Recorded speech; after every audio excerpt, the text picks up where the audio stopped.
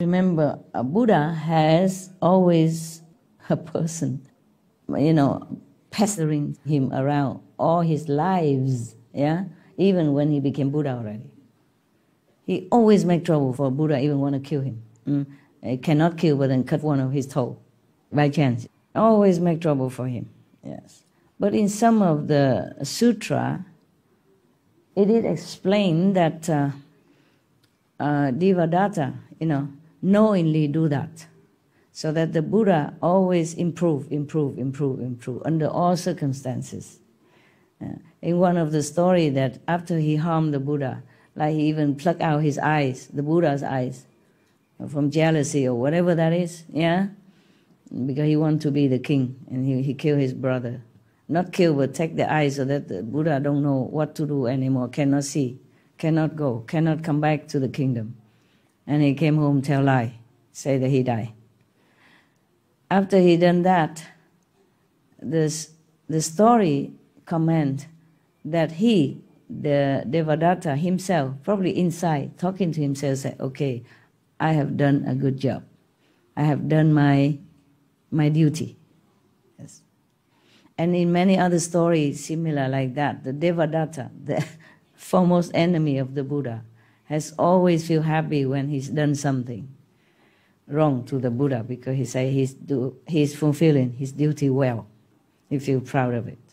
Because after that, the Buddha either clean all the residue karma or become more compassionate due to that situation. Instead of feeling hatred for his brother, he feels sorry for him because the brother too ignorant. For example, like that. Then, even though he lost his two eyes, physical eyes, but he doesn't lose his soul. He did not lose his compassion. So, Maya, although we blame him for everything, but we also have to thank him. Because if he doesn't make everything so miserable, painful, then when you go out, you don't see the pain. You don't awaken to the ephemeral. You don't feel awakened to ephemeral life, okay? Or you don't awaken your compassionate and your love. You feel the person cold, hungry, shivering on the street. Don't you feel sorry? You feel compassionate, and you try, maybe you have some clothes, you give it to him. Or you go back to your home, bring him some food. See, good for you, no? If the Maya take care of everybody, here is a heaven already. What need of me to sit here? What need of you to go out, do some charity work, okay? So even whether or not he's bad or he's good, he is good for you. It is us who has to be good. No need to worry about the Maya. If we are bad, we should worry. The Maya is bad, we should not. Even if we cannot control him, but we should not worry about him. Worry about if we are bad or not. Got that? Okay. So, thank you. No.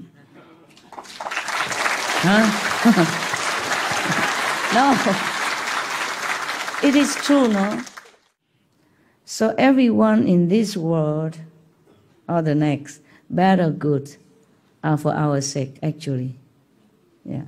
In English, they even say, I was because you are, I am because you will be, something like that, okay? Maybe that's a wise word, somebody glean this wisdom and tell us in such a short term. So actually we, you, I, we are connected, we all help each other in some way, bad or good, so that we can improve, progress in our evolution, spiritual evolution. So look upon all with that kind of attitude. Okay? Right. Yeah, I told you before a story about a guy. Whenever he see a drunken person outside, he changed. He become a better person. That drunken and poor beggar outside always sit there where that person passing by. He sit there to help that guy, to remember, to remind him something that he doesn't even realize, but he improve. Yeah, at least he will not become drunken, because he know. Look at a guy who drinks a lot and become a beggar, sitting on the street in the cold weather, has no home, no love, nothing. See what I'm saying? Bad example is for you not to do it. Good example is for you to emulate, huh? Then it's all good.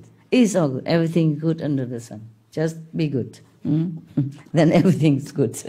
Then you can see things more clear, more clearer, and you can understand the situation are not there for us actually to hate, to complain, even though sometimes I say, oh, I hate that Safa, but I don't mean that. You understand what I'm saying? Yeah, that's the way we say things in this world. Actually, I should not say that.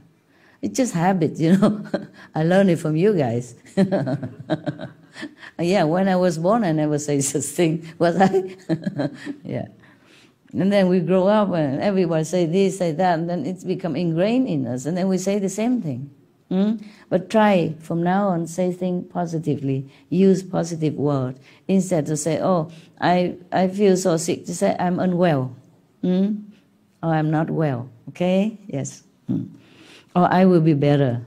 If you always believe in the Buddha, or always remember, practice, then it should be okay. But as a human, you know, forgetful sometimes, being disturbed by worldly interference, by business, children, wife, husband, kids, parent, friends, job, how can you always remember to protect yourself or even your master, okay?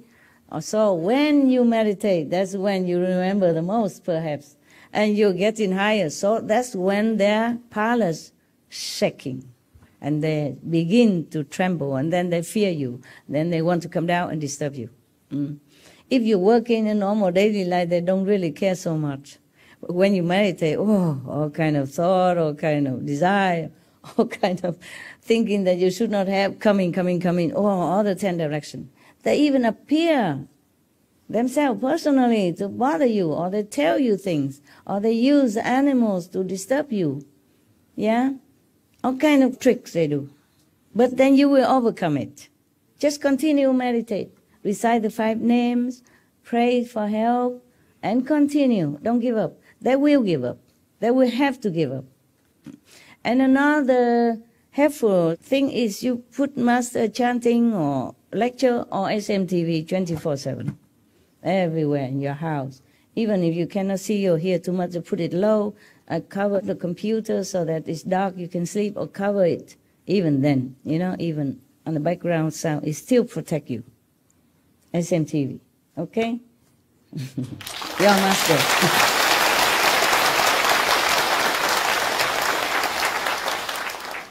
Even the demons are so fearful of SMTV. How you know? Why are you laughing? You know it? Yeah. Because even one time they tried to cheat me, the Maya. I have the SMTV on, very low volume, and I was in retreat the first day with still many of the business and disturbing things still carrying inside retreat the first few hours. Suddenly they make the SMTV so blow out of proportion voice, so scary, you know, suddenly, whoa, a lot of, very loud. And I did not even have it so loud. Yeah. So then heaven told me, they just try to disturb you. They just want to tell you to turn off the SMTV because you, I mean me, and the SMTV are forming a protective rings, you know, around yourself and other people. They try to make the television voice blow out of proportion. Whew. And then they know I love animals. So they used one of birds outside while I was meditating. But that was the first maybe hours, and they, you know, not afterward. I continued and they shut up. Yeah, they shut up. But they still have to want to trouble me. Yeah, I use some of the bird. That bird normally don't talk so loud. It make the bird so loud like an elephant, crying in agony. There's nothing there, just a little bird. But you hear it like an elephant trumpeting in pain. Even I was thinking it's true. How can there's any elephant in my garden? There's no elephant around here. But I keep crying until I had to go out. On a retreat I should not, but I had to go out. Even I thought it it is Maya illusion, but they know I love animals. They know I cannot resist, and I really cannot. So I walk out and have a look, and I even call some of the SMTV staff to come up and have a look. There's nothing. And they use all kind of tricks. And later, I don't hear no more, whatever. I keep the TV on, whatever they do. Sometimes they destroy my machines all over the house, like 6 aircon destroyed at the same time, many machines at the same time, cars, a gate broken, everything at all the same time. Every time I go on retreat, they do that. They do all different kind of things. Yeah, but the first days, and then I continue, and then later, it's no more. There's nothing more to destroy, so they quiet down. Or they just know they cannot do anything much more. Even the Maya and demon are strong, but you are stronger, remember? You are the Buddha. Remember that? You have Buddha inside. Call on to that Buddha, master power, to protect you all the time, the inner power, okay?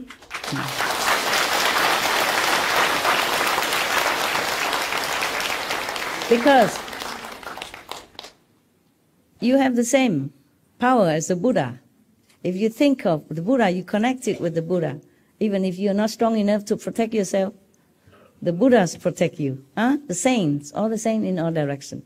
Just like a prince, yeah, he will be a king, but he's still an infant, and he's vulnerable. But his parents are king. They protect him if he calls.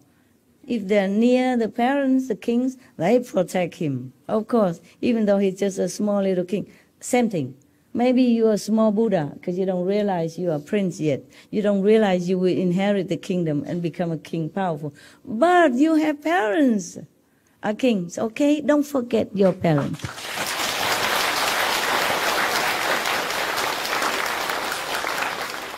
Yeah. So even they try all their might, they can't do nothing to me. But they would disturb my, assistant around me every day. Really, every little thing. It's not really their fault. They're just weak, okay? Just weak. And then the Maya attack them so that they can attack me. Yeah, it's like that. And I know all that. But still, it's not like I'm so happy about it. I know the Maya, I changed my disciple. So happy. No, it's just painful. Yeah, because it could harm, it could cause pain as well. Yeah. So just don't forget, okay? You are the Buddha. Yeah. And nothing can harm you. Remember that. When you think of the Buddha, the saint, think of the Master, you're connected with the Master. You and the Master and the Buddhas and Jesus are one at that time. You win, okay? You will win. Does someone have to have some spiritual attainment to give birth to a Master? To give birth to a Master? No. It's just affinity. Affinity with that and this family. At that time, the Buddha had to be born and had to search all over to see which one had affinity with him in the past life or whatever, you know what I mean? My parents didn't attain anything. I borrowed the body of their dead daughter to appear here, understand? Yeah. But they attain the 4th level, and then of course from then they will go higher later, They're on the 5th already right now because I dedicate some merit to them. Even though they're not my real birth parents, but they raised me, give me all the best they can since a childhood. So I'm in debt to them. So I give them not only physical comfort and house and stuff, but also spiritual merit. Yeah. But as the time of they are passing, they were only 4th level. Then I have to share my merit, then they went to 5th level, but not high 5th, just lower 5th. Yeah, that's enough. That's enough. Not too much bribery. No? I have an excuse to give. You see, I give also more spiritual point to my dogs, deceased dog, birds, and extra. Apart from that, they will be naturally be born in higher heaven. But extra I give. Yeah. So hermit is on the 5th heaven, for example. But other dogs, not all of them in the 5th heaven, but I raise up 1 level. I can, one level, yeah. When a disciple who is on the first level or second level passes away, what level can you raise that disciple? I can also lift them up maybe 1 or 2 levels according to, allowance. And then I can teach them continue from there, using my other bodies. I don't just have this body. I have many bodies everywhere, different levels. So I can continue. Yeah. It's not like initiation, infinito. No, work hard all the way. Even after you die, I continue to have to work. Even after I die, I still continue to work for the disciples who are left behind or who already attained, went to heaven. Understand, my job not finished so quick. No, not so lucky.